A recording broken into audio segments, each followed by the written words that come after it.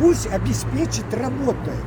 Вот это таксовать, анау-манау, это все ерунда. Это все временно. Пусть постоянно обеспечивает государство работой, и никто не будет таксовать. Вот эти вот все вот эти примочки, которые государство хочет иметь от народа, это просто нищенство. Вот народ, вы посмотрите, не я один таксую. Все, где попало, станут, собирают людей, увозят. Это от чего?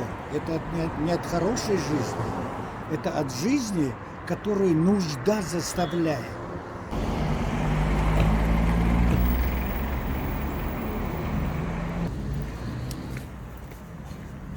Что бензин сейчас 182. 182 тенге литр. Вот это потому что вот после этих январских событий мораторий объявили на 6 месяцев. А потом она же пойдет.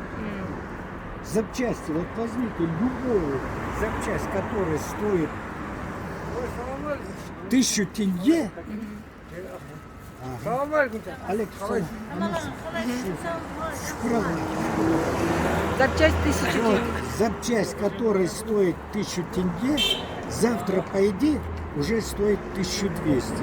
За вот эти вот какого-то с январского этого события примерно подняли запчасти процентов на 40, на 50. Как и продукты.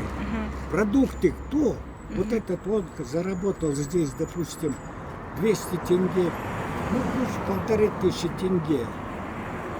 Он эти поднес, взял продукты.